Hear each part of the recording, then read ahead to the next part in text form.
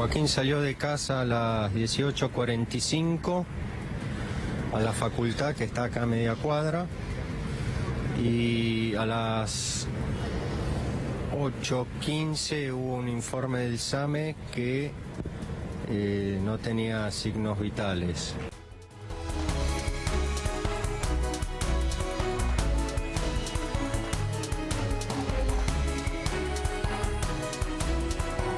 ¿Qué tal? ¿Cómo les va? ¿Qué dicen? Muy bienvenidos, muy buenas noches. Tuvimos un diálogo directo y productivo, dijo Donald Trump. Vladimir Putin agregó: la Guerra Fría terminó. Estados Unidos y Rusia necesitan resolver sus problemas juntos. Foto del día de dos potencias. Una hora de demora en Helsinki, en Finlandia, después de que Trump se juntase con el primer ministro finlandés. Allí estuvieron a solas, manera de decirlo, porque en realidad ambos fueron con sus colaboradores, ministros, etcétera, para intentar ponerle un manto de deshielo a una relación que naturalmente tiene sus bemoles, tiene sus altercados, en medio del conflicto diplomático casi histórico en los últimos tiempos entre Rusia y Estados Unidos. Bueno, Rusia, donde se terminó la Copa del Mundo. Se terminó. Ahora empezó la carrera electoral. ¿En Rusia? No, acá volvimos a los temas económicos. En medio de la feria judicial y las vacaciones de invierno, que obviamente son los dos grandes denominadores, aunque en Comodoro Pi pasan cosas y Lourdes naturalmente hoy las vas a estar contando en un ratito. Sí, vamos a estar contando con Gustavo Segre también un anticipo que va a traer novedades grandes en los próximos días, Paulino. Se supone, tiene que ver con la causa Odebrecht, pero excede a la causa Odebrecht en sí misma. Y en un ratito lo vamos a estar contando desde Brasil y aquí en Buenos Aires con la querida Lourdes.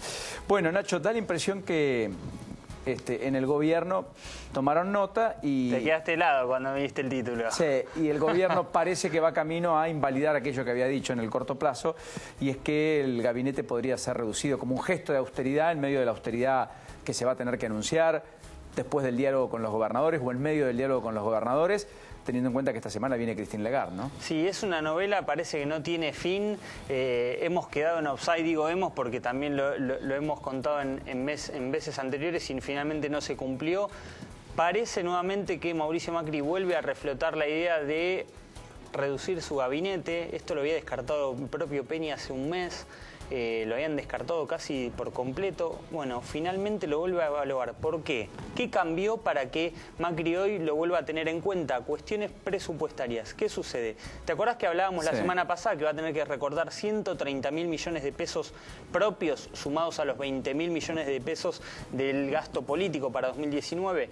Bueno, resulta que Macri ahora encuentra que muchos de sus ministerios, con este ajuste brutal, digo brutal en el sentido de que cada ministerio va a tener que resignar programas por completo, va a quedar solo las prioridades en cada ministerio. Y bueno, Macri en este ajuste que piensa hacer, cada ministerio va a quedar con presupuesto de secretaría, son varios, son no menos de 6, que van a tener el presupuesto que, por ejemplo, hoy tiene una Secretaría de Estado. Esto es un adelanto que está dando Nacho a propósito de todas las versiones que arreciaron durante el día de hoy. Esta es la información última a esta hora de la noche, ya casi oficialmente confirmada, cosa que se va a develar probablemente en las próximas horas. Sí, en realidad cuando se termine de pulir el proyecto de presupuesto, ¿qué pasa con ese proyecto? ¿Cuánto tiene que reducir cada ministerio? No es uniforme, no es que un ministerio tiene determinada cantidad de miles de millones de pesos y Macri le dice, bueno, tenés que bajar 50% o 40%. En realidad hay ministerios que van a perder el 70% de su presupuesto y hay otros que van a perder el 30% y hay otros que van a perder 60%. Depende lo esencial, va a quedar solo lo esencial. Varios de esos ministerios ya se barajaron anteriormente que podían ser reducidos. Uno es agroindustria, otro es ambiente, otro es ciencia y tecnología, otro es cultura, otro es producción. Turismo. Dante Sica, que acaba de asumir, turismo. ¿Por qué no energía? Digo, ¿por qué no? Porque tanto producción como energía, como educación, como interior lógicamente no va a ser reducido, tiene uno de los ministros mejor vistos por Macri, pero ¿por qué esos ministerios en número? Porque son los que tienen transferencias a las provincias. Las transferencias a las provincias, casi te diría que el 80% de las transferencias que no son grandes obras, que no son obras estructurales, las van a cortar. En un contexto de un freno de obra pública que hasta la mismísima gobernadora parece haber deslizado ante los propios, con un Horacio Rodríguez Larreta, los diarios contaban esta mañana, parece que se le plantaron a Marcos Peña, allí hay algún ruido. Mucho ruido. Mucho, yo diría mucho efectivamente, el ala electoral versus el ala de gestión del gobierno. Sí. Y el ala de gestión de la Ciudad de Buenos Aires y la provincia, porque se sienten amenazados en virtud de que Marcos Peña está laudando, casi yo diría, en la pretensión de los gobernadores de que el principal ajuste lo paguen los propios para demostrar luego la posibilidad de pactar con el peronismo. Que claro, todo se hace a destiempo, el peronismo dice, no me vinieron a buscar en la fiesta, ahora que tenemos que dejar de participar de la fiesta, que vamos camino a una situación mucho más delicada, nos vienen a buscar. Bueno, como consecuencia de eso, si querés que te salve, definitivamente vas a tener que dar señales mayores a las que hubieras tenido que dar hace 6 meses. Déjame aportarte algunos datos más respecto a esto. Marcos Peña dice, yo defiendo al presidente, yo actúo en consecuencia del presidente. Lo que hace el resto, la verdad que no me puedo ocupar. Pero más allá de eso, hay otro dato concreto que es la toma de decisiones del gobierno. En el presupuesto, en la elaboración del presupuesto, no se están sentando ni Gustavo Lopetegi ni Mario Quintana. Por primera vez desde que asumió Macri, no están ellos trabajando en el presupuesto, está solo Nicolás Dujovne. Esto es todo un dato respecto a la toma de decisiones y cómo va a continuar. Me pregunto si se reduce la cantidad de ministerios, quedan 12, 13, ¿van a seguir ellos los dos trabajando en conjunto, supervisando pocos ministerios? Siendo que va a haber ministros más empoderados. Y otro dato, la semana pasada la mesa política que conformó Macri, estos 7/8 dirigentes que son Larreta, Vidal, Frigerio, Monzó y los tres gobernadores radicales que le plantearon, bueno, tal vez ahora sí, ya que quedan con un presupuesto de Secretaría de Estado, se podrían reducir. Macri esta vez no cerró la puerta, dijo lo voy a analizar. Por primera vez dijo lo voy a analizar. Está en análisis, esto no quiere decir que ya esté confirmado que vaya a suceder, pero sí está confirmado que lo está analizando por primera vez el presidente. Vale la pena decir que uno de los que está en esa mesa chica, uno de los 3 gobernadores radicales, Gerardo Morales de Jujuy, fue el que hoy planteó lo que se supone que trascendió el viernes, sería parte del acuerdo con el fondo, veremos si eso es oficial o no el viernes o el mismísimo jueves por la noche cuando Christine Lagarde ya esté aquí en la Argentina y cene con Macri, respecto a la idea de que cese el gobierno en la baja de medio punto porcentual mes a mes de las retenciones a la soja, que hoy están en el 26,5, y cuya idea es una reducción de 0,5 de aquí hasta diciembre del año próximo. En un contexto delicado, porque 4 de cada 10 toneladas de soja no se pudieron juntar y porque además el precio internacional de la soja perforó el piso de los $300 la tonelada el viernes por primera vez en 10 años. Está en el nivel más bajo de los últimos 10 años. Soja que explica, la soja y sus derivados, uno de cada $4 que la Argentina exporta. O sea, no es poca cosa, digamos. Pero fue el propio Gerardo Morales el que blanqueó lo que el ala política, como contabas vos, Nacho, le está pidiendo al gobierno como gesto. Y todo se da en la semana en donde el campo va a ser título, porque el miércoles arranca la muestra en el predio ferial de exposiciones de Palermo. ¿Y el sábado? Y el sábado, no este, sino el próximo, claro, como habitualmente ocurren esas cosas curiosas, ¿no? Se inaugura cuando se está cerrando. En el acto central habla el presidente de la Rural que además va por primera vez en 28 años a una elección interna, con 2 facciones que van a disputar el poder justamente en un tiempo en el cual el ministro de Agroindustria es el que estaba al frente de la sociedad rural hasta ayer nomás, esto es fines del año pasado. Me parece que el gobierno tendría que acelerar y mucho también estas mesas de diálogos que hoy fue con el sector vacuno, que creo que tiene que darlo con los demás ámbitos, porque si dice que va a hacer algo y a la semana va a hacer lo contrario, como viene pasando casi cotidianamente, va a tener muchísimas dificultades. Las dificultades del diálogo, es decir, un gobierno que se jacta de ser dialoguista, que después avise por los diarios qué va a hacer o qué va a dejar de hacer, no son buenas señales. De hecho, hoy los frigoríficos se comprometieron a no aumentar los precios en el encuentro con el propio presidente de la carne, pero hay algunas discusiones. El presidente tuvo la mesa pesquera en Mar del Plata el día viernes, prometió créditos blandos para renovar la flota pesquera. Piensen que la pesca y sus derivados generan divisas por $2.000 millones por año a la Argentina. pero naturalmente hay una flota que está muy devastada, que es muy arcaica, se ha demostrado tristemente en las tragedias que se han visto incluso este año. El Rigel es casi una expresión de eso, pero no solo el Rigel. En fin, estas reuniones sectoriales que van a seguir con el sector lácteo, etcétera, me parece que apuntalan la idea de construcción de consensos. Ahora también me pregunto, y aquí hay dos economistas y con ellos vamos a hablar sobre cómo está transcurriendo la economía este tiempo, me parece que esos compartimentos estancos, si no tienen una política macroeconómica uniforme, global y con una senda bien clara, van a terminar en bolsillo roto. Me da la impresión, digamos. Tengo la sensación que lo macro absorbe lo micro. En fin. Bueno, para el peronismo hay 2019. Lo que no está claro es, sin dudas que hay 2019, lo que está claro o no está claro es si con todos o con una parte cancelar. Y vos trajiste un audio muy revelador al respecto. Un video trajimos de lo que sucedió el viernes en San Miguel. Es una de estas reuniones que se promueven a través de la juntada de San Luis a principios de año, donde se propuso el 2019, hay 2019, donde fue todo el camporismo, el kirchnerismo. Alberto Rodríguez Sá actuó de anfitrión, se peleó con el hermano Adolfo. Bueno, ahora se repercute en toda la provincia. El viernes van a estar en San Martín. Vamos a ver quiénes vienen y cómo se presentan. Porque en San Miguel el viernes pasó esto. A ver.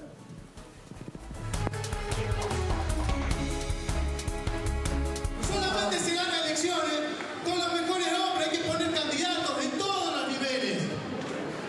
Y no pagar a los traidores, como se ha pagado a Jaime Persí con la Universidad de Hurlingham, al compañero Fernández, que le dieron una lista en la de diputados. Esas cosas hay que decirlas, y se lo digo acá en la cara. Acá el amigo, que lo vamos a dejar, que es pariente del intendente.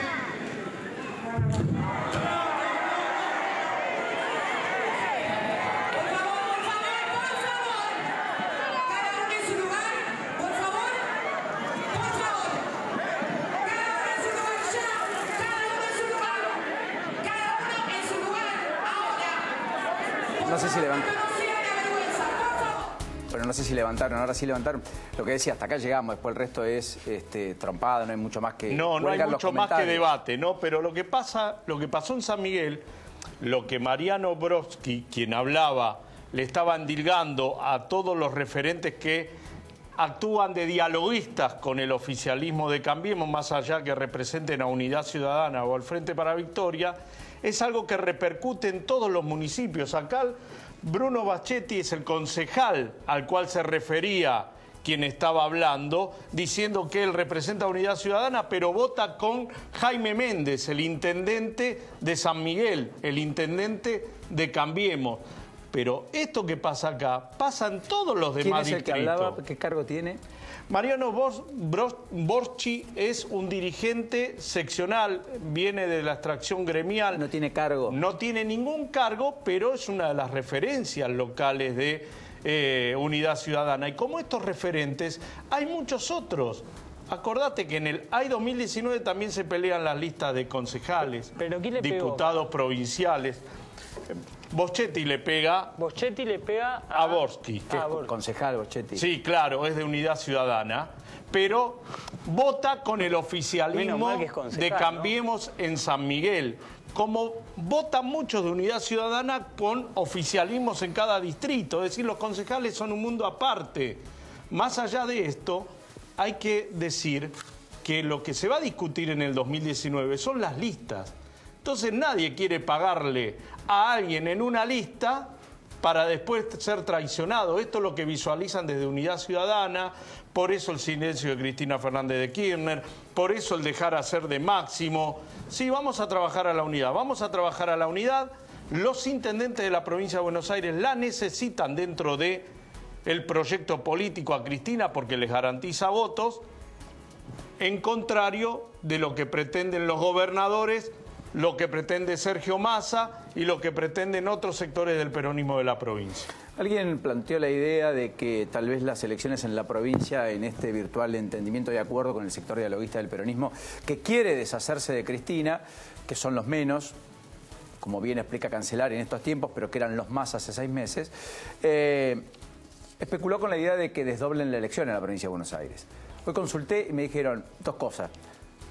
En términos prácticos es impracticable y en términos legales es ilegal. Habría que hacer una modificación sustancial. Los mismos que rechazaron el proyecto de reforma política hace 2 años, recordémoslo, que no querían ni siquiera el voto electrónico, la boleta única, son ahora los que ven afectados sus intereses dentro de los territorios porque dicen, nosotros medimos bien, los opositores no tienen candidatos en algunos lugares y si lo desdoblo y lo separo de María Eugenia Vidal, tengo más posibilidades.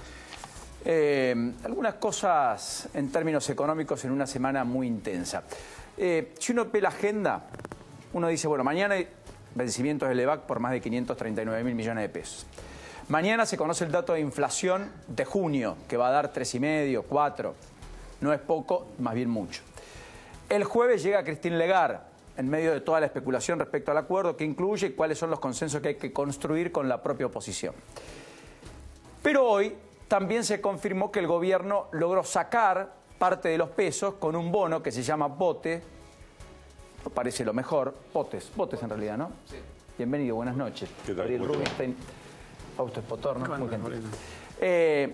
Que se llama botes y colocó algo así como un poco más de 47.000 millones de pesos, de los cuales los bancos compraron 45.000 millones a una tasa fija en pesos del 26%, cuando las LEVAC podrían mañana ser renovadas, una parte sustancial, uno imagina, arriba del 46%. ¿Me explican esto? Bueno, a ver, la característica de este bono es que se puede usar como encaje bancario. Por eso es que lo compran los bancos. Los bancos pueden decir, pongo esta plata en el Banco Central, lo dejo ahí sin que me pague nada, o me compro el bono y lo pongo en el Banco Central como un encaje. Y esa es la gran ventaja del bono. Es una forma de absorber dinero adicional que tiene el Banco Central, porque en realidad el bono es del Tesoro, pero eso va como encaje. Entonces, o sea que el que compró 45.000 millones, los bancos van a recibir algo así como 70.000 millones en un año y medio, al 26% anual, 65.000 millones. Total. Al 2020, ¿no? Al 2020, por eso digo, un año y medio, vista. Y en consecuencia se garantizan de que eso además el Banco Central lo tome como parte de los encajes que obligatoriamente tienen que tener y no pueden ser prestados fomentando el multiplicador del dinero. Sí, el Banco Central te pone encaje, digamos, 3% de encaje. Y bueno, compras estos bonos, sos banco, no recibís nada. La plata la tenés en el colchón. O sea, ahí el Banco Central es el que fija un poco las condiciones. Entonces, bueno, antes de nada te doy 26, no te doy 40, te doy 26 y de esa manera termina siendo como una especie de encaje remunerado y bueno, por eso es que se puede colocar, o sea, es una manera de ir canjeando el EVAC por encajes. Correcto, y por lo tanto bajar la tasa, que es la máxima aspiración. La tasa es otra historia porque depende de algo diferente. Esto es algo como más cautivo, es algo que tienen los bancos y que vos negocias con los bancos. Después la LEVAC es algo ya más del mercado más en general. Bueno, pero en ese sentido la principal preocupación de los sectores económicos, los empresarios, etcétera, es con una tasa de LEVAC del 47% y una tasa de referencia del 40%, el crédito está obturado en la Argentina. La producción, al consumo, al crédito hipotecario, prendario, etcétera, ¿o me equivoco? Sí, eso por ahora va a seguir seguramente así, hasta que no haya señales más fuertes en términos cambiarios. O sea, acá creo que lo que estamos más bien girando es alrededor de cuán estable o no es el mercado cambiario. Cuando se pone, digámosle, muy demandante y la gente quiere dólares o los inversores quieren dólares, hay mucho nerviosismo, más turbulencia y las tasas de interés, sea en forma a propósito por el Banco Central o porque el mercado te lo demanda, suben. Y cuando está más calmo hay más posibilidades eventualmente que la tasa baja, pero esa calma no puede ser una calma de un día, tiene que ser una calma un poco más duradera. Entonces estamos más que nada estamos hoy girando alrededor del mercado cambiario. Exactamente. Ahora, en este contexto, Fausto, con una economía que puso el freno de mano, sí, porque venía con buenos guarismos, primer trimestre muy bueno, la inversión creciendo al 18%, la economía en febrero creciendo arriba del 5%, sí, el empleo todavía seguía traccionando en el sector privado, etcétera. Digamos, crisis cambiaria de por medio, ajuste de tipo de cambio, como lo quieran llamar, corrida cambiaria, que pegó en el palo de ser bancaria, etcétera. todo esto quedó absolutamente trastocado, se dieron vuelta las expectativas y vamos camino a un segundo semestre recesivo, ¿es así? Y sequía. Y sequía, ¿no? Nosotros calculamos que básicamente entre la sequía y la corrida cambiaria nos costó cerca de 3,5 puntos del PBI, todo junto. ¿Tá? De los cuales 2 puntos son sequía. 1,5 puntos toda la inestabilidad cambiaria. O sea, más importante la sequía que la inestabilidad cambiaria. Sí, más o menos, mitad y mitad si querés, eso es el cálculo más teórico, pero mitad y mitad si querés, o sea que la sequía es tan importante como la inestabilidad cambiaria. En parte se retroalimentan, porque tenés sequía, menos expectativa de entrada de dólares, etcétera. Sequía y todos sus derivados, porque sequía, el agro no producen las industrias vinculadas al agro, no producen los transportistas, el sistema financiero también tiene problemas. Ahí se explica el salto de cheques rechazado en parte del 71% que los diarios graficaban esta mañana. No, y la suba de tasas. Entonces después suben la tasa de interés y ahí empiezan a rechazarse cheques. Y la falta de oferta de dólares en el mercado también, en buena medida, porque el campo no tiene para liquidar lo que hubiera liquidado. Sí, son 8.000 millones de dólares menos que te están faltando por el campo. No es menor, son 8.000 millones de dólares. Y a vos acá perdiste 12.000, ¿cuánto? Al final 14 millones. Sí, 12.000 y pico de millones. 12 millones, la mitad, otra vez. Poco más de la mitad lo perdiste por el campo. ¿Hay programa económico, Rubinstein? Sí, yo creo que hay programa económico y de cierto punto de vista estamos bastante más sólidos que en noviembre cuando estaba todo bien. Más consistente, ¿no? Más consistente, más sólido más, digamos, con mejores... Perdón. O sea, hoy estamos más volátil, estamos con la sensación de que todo está mal. Pero hay mejores, peor. claro, yo diría que hay mejores condiciones para un programa más sustentable. En el siguiente sentido, tenés, digamos, por un lado, un ajuste fiscal más en serio, más fuerte, que va a permitir dejar de endeudarte más rápidamente, lo cual es una cosa positiva en sí mismo. Después tenés un tipo de cambio real más alto, es un dólar más competitivo, de la manera que se suele decir. O sea, está más cara, digamos, Argentina está más barata, podés competir mejor. Eso está bueno. Y al mismo tiempo tenés un apoyo financiero del Fondo Monetario importante que te permite no estar tan pendiente del mercado internacional, ¿sí? Tenés otras cosas buenas como ser 60.000 millones de dólares en reservas brutas que ahora podemos comentar, pero tenemos estas condiciones iniciales para decir, bueno, podemos tener un buen programa económico, que en el fondo es una macroeconomía más ordenada, poder ir bajando consistentemente la inflación, ¿sí? Y con un tipo de cambio que permite un crecimiento más sólido, entonces deberías andar mejor. Pero estamos empastados en una coyuntura donde estamos digiriendo una crisis y por otro lado no tenemos una especie de, un programa de salida rápido. Es un programa, estamos metidos un poco empantanados y entre otras cosas porque la turbulencia cambiaria, la turbulencia económica que hemos tenido, nos deja bastante volátiles a los estados de ánimo del mercado. En particular yo te diría que hay algo que se firmó, que Argentina firmó, que creo que es inconveniente, que no se discutió y lo suficiente, y que nos comprometimos casi como enamorados de la flotación cambiaria. Así como en otra época nos enamoramos de la convertibilidad, cambio fijo, digamos. Nos enamoramos ahora de la flotación cambiaria y yo creo que eso es un problema. Porque hoy tenés 60.000 millones de reservas, grosso modo, y solo te dejan usar, por decirte, 1.500 en este momento. O sea, tenés reservas, pero no las puedes usar. Entonces, cualquier persona sabe que si llegara a haber por cualquier mala noticia, o simplemente porque de los 12.000 millones de dólares que hay en LEVAC fuera el sistema bancario y fuera del ANSES y las cajas previsionales, se pone 2.000 millones de dólares, hoy quisieran convertirse en dólares, tenemos por cualquier el razón, 30, tenemos un dólar que se calienta y vos sabés que el Banco Central no vende.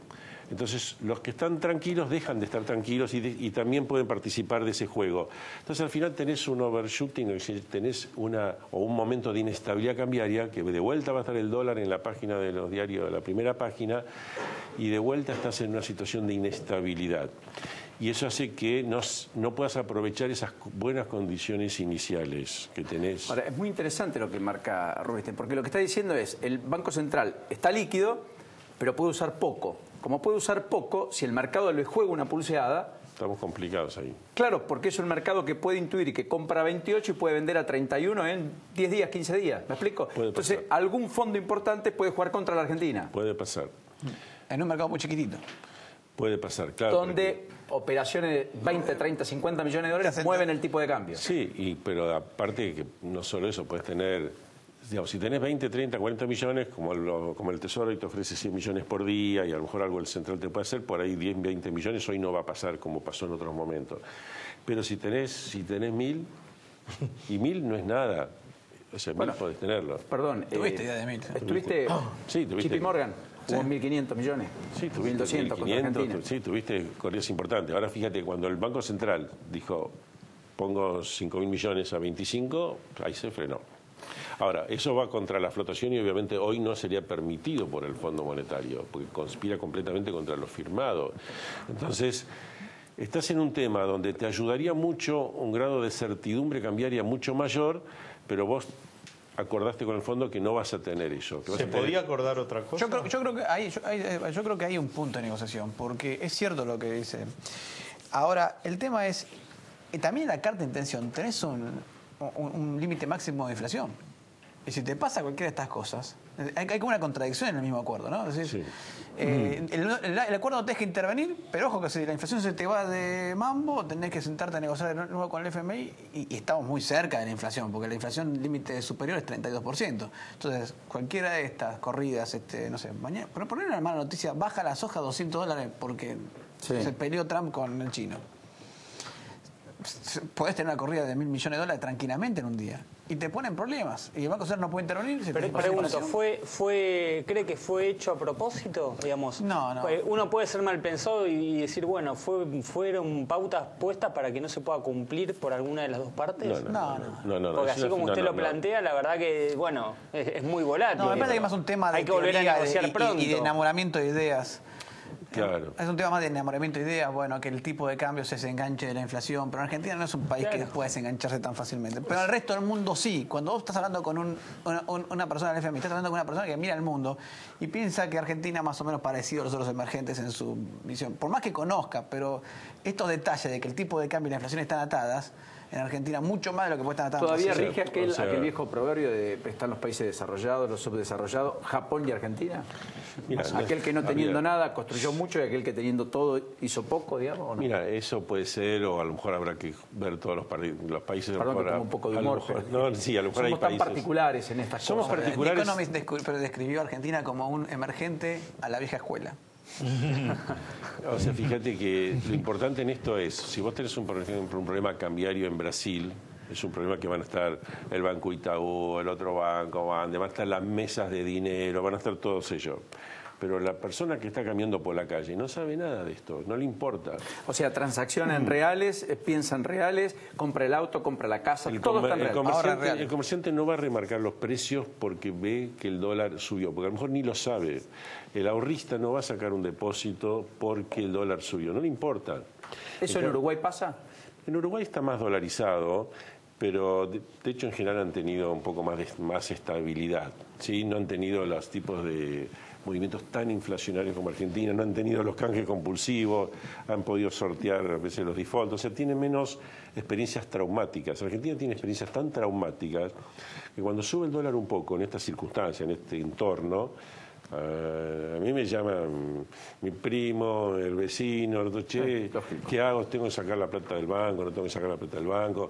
Eso es un poco inusual. Entonces, hay que pensar las cosas un poco de acuerdo como son en Argentina. Déjenme preguntarle por el impacto en la economía real, porque hasta acá hablamos de la macro. Vamos a lo micro.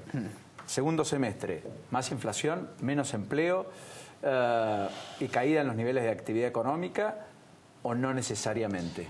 La actividad económica, no, seguro tenés caídas en los niveles de actividad económica. Seguro, y te diría que va a durar casi hasta el primer trimestre del año que viene. Lo vas a tener en el agro, el principal impacto. Todos los sectores que van vinculados al agro, en industria manufacturera, de alimentos, el procesamiento de la cosecha. La cosecha no se exporta el grano puro, se exporta grano procesado. Por eso se tuvo que importar soja de afuera para mantener las plantas andando, pero tenés impacto en el transporte, en la industria de alimentos y todo lo que está vinculado a la industria del consumo local también. las altas tasas de interés lo que hacen es aumentar los costos enormemente. Entonces, la empresa se encuentra con los cheques rechazados, que tiene que estirar los pagos o no le pagan y tiene que emitir el cheque igual y después no lo pueden cobrar. Entonces, todo ese proceso te va a llevar, calculo, 9 meses hasta que ajuste. Básicamente, cuando llegue la nueva cosecha y cuando tengas probablemente el consumo, la tasa de interés ya más baja, porque acá lo que estamos apuntando es una tasa de interés más baja dentro de 5 o 6 meses, una tasa de interés más baja con nueva cosecha y el consumo arrancando de nuevo. Acá hay un punto clave que hay que tener en cuenta. Vos pensás que una empresa tiene 3 costos a grandes rasgos: costo financiero, que es la tasa de interés, costos laborales y costos de insumos. Los costos de insumos hoy se dispararon por el dólar, que es lo que llamamos el precio mayorista. Por ahí no tanto como el dólar, pero fíjate que en mayo la inflación mayorista fue de 7,5% y en junio tenés casi 4% en el minorista, que es el intento de trasladar los costos. Los costos financieros te dispararon. Entonces, hoy subir los costos laborales es darle el golpe de gracia a las empresas, a las pymes. Con lo cual, pero lo necesitas para reactivar la demanda. Entonces, ¿en qué momento vas a poder reactivar la demanda? Bueno, en el momento que los costos financieros puedan bajar y vos le puedas dar algo a los salarios. Pasa que si no le das a los salarios no tenés mejora probablemente y vas a poder validar poco del traslado de precio del costo, pero la empresa va a estar... La empresa está muy frita. Entonces, por ahí con lo cual tenés el estiramiento en el plazo de pago en el mejor de los casos o ruptura de cadena de pago. Y si vos tenés despidos, no sé si ganás por el lado del mercado interno. Porque si te aumentás los salarios contra despidos, el mercado interno no crece. Entonces, la clave aquí es poder bajar el costo financiero, poder bajar la tasa de interés. Y volvemos al tema, estamos empantanados en el tipo. ¿Eso de qué depende? De que el tipo de cambio logremos resolver el problema del tipo de cambio. Entonces, porque en la medida en que no podamos, como decía él, digamos, si no podemos estabilizar el mercado cambiario, la tasa de interés no puede bajar. Y entonces no puedes recrear un círculo virtuoso, que sea de a poco, pero que veas que la cosa va mejorando. Y hay que evitar también, hay situaciones, por ejemplo, como pasó en el año 1990, donde tuviste finalmente el dólar tranquilo, aparentemente, cuando ves la película, pero en el proceso no fue tranquilo y tuviste tasas de interés que al principio estaban en 1.300% y llegaste al 90%, y en la primera de cambio en noviembre el dólar se disparó 100%. O sea que la estabilidad cambiaria de pronto, te puede funcionar un tiempito, pero por ahí no sabes, como vos no sabes si alguien me pregunta a mí, ¿el dólar puede ir a 35? Le digo, sí, podría.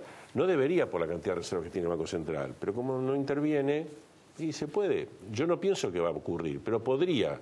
Entonces la persona que tiene que tomar una decisión de inversión lo piensa 8 veces o 15 veces, y dice, yo voy a invertir o espero. Y en general, esperás. O sea, el desencillar hasta que aclare del campo, digamos. Sí, el desencillar hasta que aclare del campo y de la situación macroeconómica, de que vos digas que esto es estable, que vos podés invertir porque es estable. Porque si fuera que el dólar se disparara y todo se pone inestable, a vos no te convino invertir, te convino esperar. Sí, claro. Entonces yo diría que en este momento se necesita no solo el ciclo reversible, digamos, que se revierte el ciclo agrícola, en el sentido que venga la nueva cosecha y demás, sino que también necesitas sentir que hay una estabilidad macroeconómica.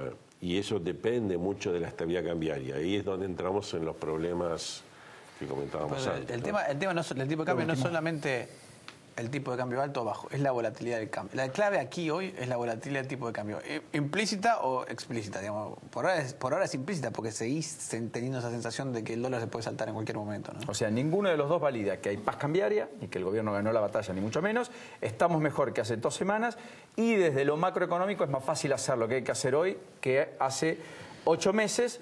Pero las garantías y aseguros se lo llevaron preso. Sí, en gran medida es más fácil hacerlo porque planteaste un programa un poquito más exigente y más consistente porque se asustaron todos, en el fondo. Y en el susto... En el susto fue más fácil alinear la tropa, ¿no? Gracias, Gabriel. Chao, hasta luego. Un placer. Gracias. Muy gentil. Quiero mostrarles algunas placas de lo que se viene mañana y va a volver a suceder mañana en el Senado porque se reanudan los debates en comisión por el tema de la legalización del aborto. Quiero compartir algunas encuestas. Por caso, fíjense la favorabilidad que hay con la legalización según muestra Ipsos, la consultora, en una encuesta que dio a conocer en las últimas horas. 40% dice estar a favor, 49% en contra, no sabe el 11%. Esta es una de las tantas encuestas que uno podría ver, pero es a nivel país, con una preponderancia en el interior a la negatividad respecto a la ciudad y el conurbano. La favorabilidad con la legalización según el sexo, fíjense un dato que me llamó la atención, están más en contra las mujeres que los hombres. Es un dato no menor respecto a la encuesta de Ipsos. Y por edad, obviamente, el principal segmento en donde hay más voces a favor es en los jóvenes, pero en particular en el segmento de 30 a 44 años y en particular allí en el sexo femenino. Bueno, y respecto a la región, es lo que yo les marcaba. En el AMBA, 53% es favorable, pero en el interior, fíjense, 56% es desfavorable y prácticamente se invierte la ecuación del 34% de rechazo.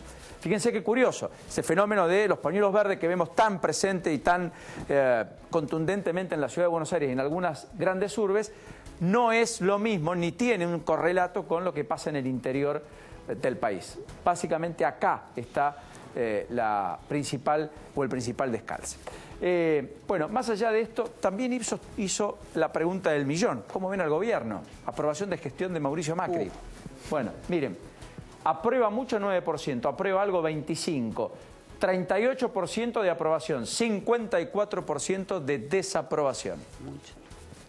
Es un número perturbador, porque además desaprueba mucho, núcleo ya duro contestatario, por fuera del kirchnerismo o por encima del propio kirchnerismo, 34%, y desaprueba algo el 13%. No aprueba ni desaprueba el 19%. Estos son los equidistantes. Acá está la clave respecto a si el gobierno tiene chances o no en un eventual balotaje en el transcurso del año próximo, pero también la oposición. Claro, en realidad dentro de ese 38 incluye el 4% que se desglosa de ese no aprueba ni desaprueba, ¿no? Se inclina hacia la aprueba 4%, se inclina hacia el desaprueba el 8%. En realidad, puro que lo aprueba es el 34%. Exactamente, contra el 34% que desaprueba mucho. O sea, los tercios famosos de la Argentina, en el medio un tercio que es más volátil. En el peor momento que esté así, yo creo que tiene que estar tranquilo el gobierno. De verdad te digo, si en el peor momento... Pero es que ¿quién dice que es el peor? Ah, bueno, el tema es que paren de hacer macana. Si paran de hacer macana, tienen una chance. Bueno, lo otro, o la otra placa, la imagen de Mauricio Macri. Fíjense, por región, en el mejor lugar en donde está mejor en el interior que en el AMBA, pero aprueba en el interior el 41%, en el AMBA el 31%, desaprueba 63%, 2/3 partes, capital y conurbano, y 50% desaprueba en el interior, aprueba 41%. Por segmentos, naturalmente en el segmento ABC1, en la cúspide de la pirámide socioeconómica, tiene mayor respaldo claramente que en el segmento de los sectores más postergados, donde ahí la desaprobación llega al 56% y la aprobación al 33%. Y por edad, claramente la tendencia más favorable la tiene, perdón que voy a tomar la lapicera, es claramente por edad mayores de 60 años. Increíble. Por el impacto del recorte jubilatorio, la nueva ley, todo lo que se habló. 57% aprueba, mayores de 60 años, 41% desaprueba. Es decir, en el único segmento etario en donde Macri tiene más imagen positiva que negativa es en los mayores de 60 años. En los que vivieron lo anterior también, ¿no? 18 a 29 años es donde menos aprobación tiene, los jóvenes, 35%, y donde mayor rechazo encuentra, al igual que entre 30 y 44 años, está bastante parejo el rechazo del 56, acá del 54. Y respecto a si lo aprueban más mujeres que hombres, bueno, aprueban más los hombres que las mujeres. Las mujeres tienen más rechazo a la gestión Macri que los propios hombres, en una ecuación donde tampoco eso hace a la esencia de los números que hoy muestra la gestión de Macri. Insisto, relevamiento de Ipsos. Bueno, fíjense, esta es la aprobación y este es fíjense lo que son los picos, ¿no? Octubre del 2017, donde mejor llegó el gobierno, 57 puntos. Ahora está en 38, es una caída de 20 puntos. 20 puntos. Es el peor momento de la gestión porque de hecho en septiembre del 2017 estaba en 50 puntos. Menos de 8 meses. Es el peor momento. Y esto lo que marca es increíble cómo cambió el escenario en el AMBA, ¿no? Recuerdo después de la elección legislativa, en Cambiemos se envalentonaban ganar más municipios, destronar a viejos patrones, viejos caciques del conurbano. Ahora el escenario es totalmente distinto, el peronismo está muy fuerte. Bueno, perdón, quería compartir estos números a propósito de todo lo que se está discutiendo y demás. Tras la pausa con Lourdes y Gustavo en Brasil, hablamos de la novedad judicial del día que no pasó por Comodoro Pi, más allá de otros temas que también trae Lourdes. En un ratito vamos a hablar de lo que pasa con Massa Stolbizer Massa y qué esperan ambos de sí mismos. O del otro, mejor dicho. Y la reforma del Código Penal, que ya genera más polémica o tanta polémica como la propia despenalización del aborto. Un debate que se viene y que va a ser en agosto, casi a renglón seguido, es decir, en continuado con la votación del 8 de agosto en el Senado respecto a la despenalización, insisto, del aborto, que a mi gusto, a esta altura y por cómo están los números, va a terminar siendo validada respecto a lo que viene de diputados. Pausa, ya venimos.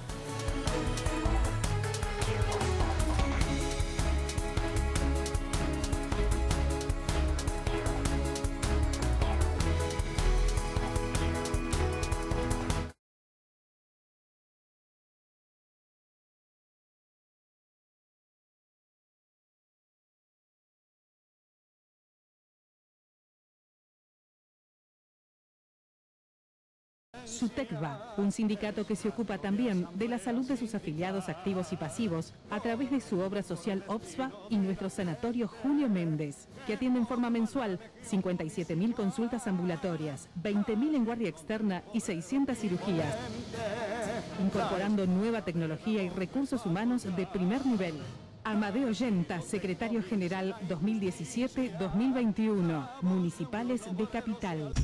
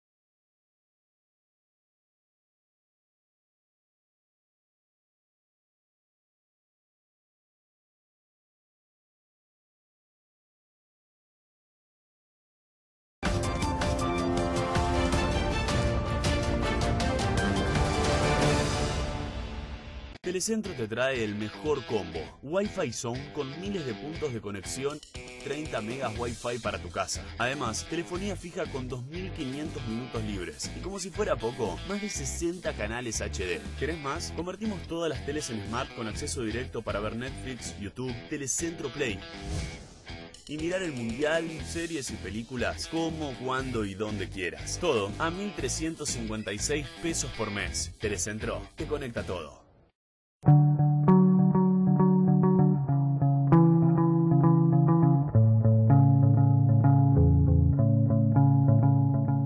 RNB Construcciones. Hacemos realidad tus proyectos. San Francisco está muy lindo, viene creciendo. Tenemos el parque industrial más grande de la provincia de Córdoba con 268 hectáreas. Estamos armando una nueva sede que va a ser fundamental para ese parque industrial para que tengan lugar donde puedan venir y desarrollarse. Comenzamos cuando comenzó esta gestión, cuando estaba el doctor Martín Yayora como intendente. Esto es la continuidad de ese trabajo.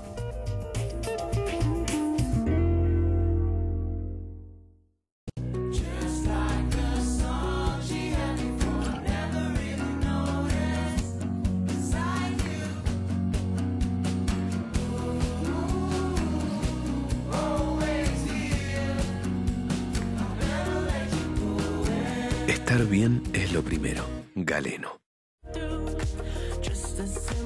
Telecentro te ofrece el servicio que más te conviene. Escucha bien, 100 megas de internet para navegar en tu casa sin parar, más de 100 canales digitales y la mejor programación en HD. Y en telefonía móvil, 2.500 minutos libres. Todo esto por tan solo 1.356 pesos por mes finales. Solicítalo llamando al 6380-0000 o bien ingresando en www.telecentro.com.ar. Y además la nueva TV de Telecentro, Telecentro Play, donde tenés la posibilidad de rebobinar un programa que está en vivo o bien disfrutar de las últimas 24 horas de televisión, ver series, películas y muchas, pero muchas cosas más. Porque vos sabés que Telecentro te conecta a todo. Extrañamos a Pau, pero ya vuelve la semana próxima, si Dios quiere. Sí. Menos mal. El que se va la semana que viene soy yo, pero me van a hacer el aguante, supongo, el tuyo, quiero creer. Bueno, alguien va a venir. Querido Gustavo Segre, bienvenido. ¿Cómo estás? Buenas noches. Buenas noches, Paulino. Buenas noches a todos. Muy bien, gracias. Bueno, este segmento quiero que con Lourdes se ocupen. ¿El título cuál sería, Lourdes? Gustavo continúa. Que comience Gustavo y diga su parte. Gustavo, querido, ¿qué es lo que ha pasado esta noche? Qué responsabilidad. Brasil y Argentina aparentemente están muy cerca de concluir el acuerdo de complementación en forma judicial. O sea, toda la información que Brasil tenga del tema Lavallato y Odebrecht podrá ser compartido por la justicia argentina. Y digo podría en el verbo potencial porque se ve una situación bastante insólita. El Ministerio Público de Brasil colocó en su sitio oficialmente que el día viernes había llegado a un acuerdo con la Procuraduría de Argentina, pero el Ministerio Público argentino dijo que todavía no había llegado a este acuerdo, con lo cual está en el impasse. Pero lo cierto es que si no se firmó, está muy próximo de firmarse, y esto permitirá que información de los arrepentidos de Odebrecht en Brasil sea compartido por la justicia argentina para que algún día veamos presos a los corruptos que participaron de estos casos. Esto implica sin consecuencias para los que hablen desde Brasil sobre Argentina y al mismo tiempo va a ser legalmente válido en la Argentina. Claro, Paulino. Nosotros hoy hablábamos con Gustavo por la tarde cuando él me dice, mira, Brasil dice que ya hay un acuerdo. A mí mis fuentes judiciales me decían, el acuerdo todavía está en etapa de formalización. Sí, avanzó muchísimo en la última reunión del día viernes con las autoridades de Brasil, pero faltaba el ok de Brasil. ¿Qué va a pasar? ¿Cuáles son los puntos más importantes de este acuerdo que va a haber? Es trabajar la información solo en cada causa, o sea, en particular, que no se utilice la información contra las personas que estén implicadas allí en Brasil. ¿Esto qué implica? También respetar el famoso Neves in idem, que significa no juzgar dos veces a la misma persona por el mismo delito. O sea, si Brasil lo está investigando y lo está juzgando, Argentina se compromete a no juzgarlo en nuestro país, por lo menos. Va a seguir. Claro, que eso es lo que destrabaría que desde Brasil hablen y cuenten información relevante para poder aquí avanzar en algunas causas. Y otro de los puntos muy importantes que yo le contaba hoy a Gustavo es que la firma solamente va a ser con el fiscal. Esto es que las autoridades del Estado argentino, la Cancillería, que hasta el momento tenían que intervenir, ya no lo van a hacer. Va a ser directamente, la información va a llegar al fiscal, la delación de cada uno, por ejemplo, por así decirte, Mameri, la primera causa que va a tener implicancias es la del soterramiento del tren Sarmiento, y justamente en esa causa, que para mí va a ser la primera, se va a formalizar el primer acuerdo. Saquen del aire a Gustavo, que me parece que se cortó, hay un ruido insoportable que entiendo que está saliendo al aire. Gracias. Cuando tengamos a Gustavo lo recuperamos si es posible. Lo que acaba de contar Lourdes es todo un anticipo que virtualmente puede estar mañana en la tapa de los diarios, porque sería lo que Argentina tanto buscó. Esto permitiría aquí indagar, eventualmente procesar y eventualmente condenar a aquellos que uno supone cobraron las coimas, que en algún caso en Brasil ya dijeron a quién se las pagaron, pero aquí no tiene validez judicial, a propósito de obras que hizo Odebrecht en la Argentina y que la propia compañía reconoció haber pagado y por lo cual pagó multas muy relevantes. Recuerden que entiendo hay 3 países que no validaron estos acuerdos con Brasil para destrabar las investigaciones puertas adentro. Era Argentina, Angola y Venezuela. Exacto. Fíjense, Angola, Venezuela y Argentina. Los únicos 3 países donde Odebrecht reconoció haber pagado coimas que no firmaron estos convenios para poder avanzar en poder apresar a los propios. Todo el resto, incluidos vicepresidentes, Perú cayó el presidentes, fueron gracias a estos convenios que aparentemente Argentina estaría validando en las próximas horas con Brasil. Y por eso te reitero, es importante, y esto es lo que me dicen mis fuentes judiciales hoy, es que más allá de que Brasil haya comunicado desde la página del Ministerio Público Fiscal de Brasil que el acuerdo ya está realizado, las autoridades de Argentina son más cautelosas y lo que dicen que hay una etapa de formalización. Sí sabemos que la primera causa que va a recibir información es la del soterramiento del tren Sarmiento, que está a cargo del doctor Martínez de Giorgi y del fiscal Franco Picardi. Eso sí podemos confirmarlo. Y allí las empresas que podrían estar sindicadas son IEXA, de Angelo Calcaterra en su momento. Sí, Comsa, eran 4 empresas que estuvieron a cargo de lo que fue la Unión Transitaria de Empresas, que se formalizó justamente para hacer lo que era la obra del soterramiento y de la cual hay grandes sospechas de que se pagaron coimas. No, Odebrecht dijo que pagó coimas y se anunció 7 veces esa obra. 7. Sí. Y todavía no se terminó. Y hay otro punto que me gustaría resaltar antes de terminar, Paulino, que tiene que ver con este acuerdo, donde también se quita la garantía de inmunidad en temas administrativos y civiles, porque Brasil, más allá del tema penal, pretendía que no haya que no se los persigan ni administrativa ni civilmente, y esto sí se quitó esa garantía de inmunidad. Querido Gustavo, te hemos recuperado. ¿Algo más para agregar a lo que Lourdes especificaba respecto a lo que se cuenta aquí, en virtud de lo que se dice allí? Mira, sí, yo creo que lo más importante, al margen de la formalización y de toda la información que pueda llegar, es que consiguió Argentina salir del trío de países que nos daba mucha vergüenza. Era Argentina, Venezuela y Angola, los 3 países que no habían firmado acuerdo con el Ministerio Público de Brasil. Lo más interesante es que esto posibilitará seguramente que la justicia argentina no solamente vaya atrás de quien recibió dinero, sino también a través de quien pagó dinero. Observemos que Marcelo Odebrecht se cae en función de su argumento de inocencia cuando la justicia brasilera detiene a María Lucia Tavares, que trabajaba en la Secretaría Ejecutiva de la Gerencia de Operaciones Estructuradas, que era donde se pagaban las coimas. Y a partir de ese momento en que la justicia consiguió ir atrás de quien pagaba, Odebrecht por caso, todo el lavallato avanzó.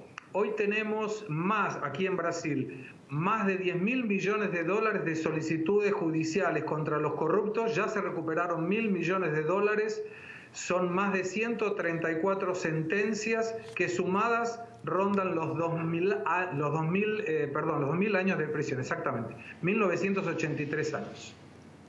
Qué impresionante. Gustavo, te reencuentro mañana. Gran abrazo. Sí, señor. Hasta luego. Buenas noches. Gran anticipo. Extraordinario. Lourdes, Gustavo, porque esto es todo un adelanto, definitivamente también de la lupa. Tengo al presidente de la Cámara Inmobiliaria de la República Argentina, Alejandro Bennassar. Voy a conversar con él. Gracias por este ratito.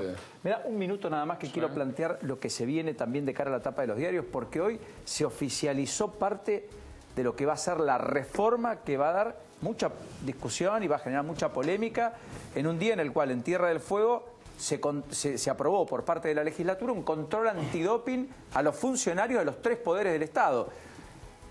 La justicia, el poder legislativo y el poder ejecutivo, ¿correcto? Control antidoping. Bueno, ¿por qué lo digo? Porque escuchen lo que Nacho les va a contar. Bueno, el 21 de agosto se presenta el Código Penal, lo presenta Mauricio Macri en el Salón Blanco, va a estar ahí, se supone, Ricardo Lorenzetti. El proyecto de reforma al Código Penal incluye que no se penalice a los que consuman drogas, los que tengan drogas para uso personal. En realidad lo que dicen los juristas es se está haciendo explícito, se está incorporando lo que ya sucede en la práctica, pero ya hay quienes se oponen a esto y alzan la voz, se esperan fuertes críticas. Hay que ver qué pasa en el Congreso. El presidente de la Comisión de Reforma del Código Penal, Mariano Borinsky, juez de casación, naturalizó esta decisión, dijo que se incorpora finalmente lo que no se está penalizando actualmente, va a traer cola el tema. En la provincia de Buenos Aires, déjame agregarte que la Corte Suprema de la provincia se quejó por los fondos que va a demandar la nueva reforma del código de toda la justicia en la provincia de Buenos Aires, que es muy ambicioso, que es muy importante, que acerca a la justicia con la gente, pero la Corte ya se queja por la plata. Bennassar, ¿se paró la industria, o mejor dicho, la actividad inmobiliaria? lo que hay que dividirlo en dos partes. Uno es el crédito hipotecario y otro es el pago en efectivo. Lo que hasta acá impactó como si hubiese caído un meteorito y nos sorprendió a todos es el crédito hipotecario hasta 120, 150 mil dólares, del cual llegaba muy exigido hasta el 80% de la toma de crédito. Lo que continúa hasta ahora es lo que tiene que ver con pago de contado y los que toman crédito del 30, 40, 50%. Los que toman hasta ahora, habiéndose reducido también en una cantidad significativa. En el crédito de hasta 120, 150 mil dólares, eso impactó muy fuerte. En el segmento de la cúspide de la pirámide socioeconómica se siguen haciendo operaciones. Se siguen. Ahí no hay afectación, prácticamente. El problema es aquel que está llegando a la primera vivienda o la segunda vivienda. Si en Básicamente, realidad, las obras de pozo, por ejemplo, las que se compran en pozo, los fideicomisos, ¿siguen pujantes? ¿Está bien eso? Ahí hay otro tema. O sea, por eso volvemos. El que tiene el dinero disponible y tiene que comprar una primera vivienda, ese todavía continúa. Mermó, pero continúa. Mermó muy poco, pero continúa. Al que le impactó es al que no dispone del dinero y llega muy exigido al límite del crédito. Ese prácticamente, te diría que de cada 10 se cayeron a 1 o 2 operaciones. Prácticamente nada. Y todavía no son operaciones, porque también hay que dividir lo que fue hasta los primeros días de julio, y a partir de los primeros de julio hasta el día de hoy, que no tenemos una moneda estabilizada, y hasta que no la tengamos, creería que las operaciones todavía se van a tener. ¿En dólares algunas viviendas bajaron? No, todavía no. Lo que sí se están, en algunos casos de las operaciones calzadas, ahí están escuchando ofertas del 5 hasta el 8%, poniéndose de acuerdo entre las partes, porque son muchas operaciones de 3, 4, 5, 6 operaciones, que a donde se cae una, se caen todas. Claro. Entonces ahí es cuando se ponen prácticamente a renegociar. ¿La venta de campos mermó? ¿Fue toda la sequía y demás que había tenido algún... La venta de campo viene mal desde el 2011-2012 hasta esta parte. Había tenido un comienzo bastante interesante, pero muy leve, nada que ver con el 2011 o el 2010. Hoy por hoy algunas operaciones se hacen, pero a valores bastante reducidos, comparándolo al 2010-2011. Usted es la Cámara Inmobiliaria del país. Argentina, sí. ¿Hay diferencia entre el interior y el AMBA, es decir, capital y conurbano? En todo aspecto. Por ejemplo, lo que es el interior se maneja mucho con el efectivo y lo que son las grandes urbes se maneja mucho con créditos hipotecarios. Tenés después todo lo que son las distintas operaciones, recién vos nombrabas lo que era la parte urbana, lo que es parte rural, se diferencian muchísimo.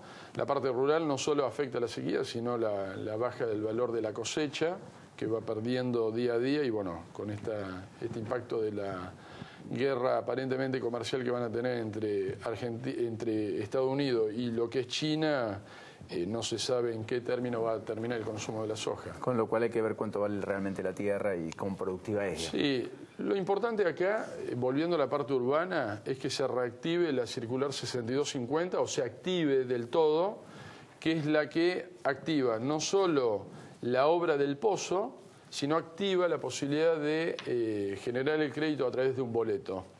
Esto haría que lo que el consumidor final, que hoy paga un valor, que no puede comprar del pozo, porque al tener boleto no accede a un crédito hipotecario, lo que haría es que este consumidor final, si nos ponemos de acuerdo con el mercado financiero, pudiera acceder con el boleto. No sé si a número de pozo, pero a un número bastante inferior lo que está la oferta al final. ¿Por qué? Porque ese consumidor final es el que se tiene que transformar de inquilino a propietario. Con la activación de esta normativa, nosotros creemos que se reactivaría bastante el mercado, siempre y cuando se cumplan dos condiciones: estabilización del dólar y recupero de confianza. Esto es lo lógico. Gracias, lo bueno y breve doblemente bueno. Muy gentil. Gracias. Y muy amable. Ojalá se reactive. Se va a reactivar.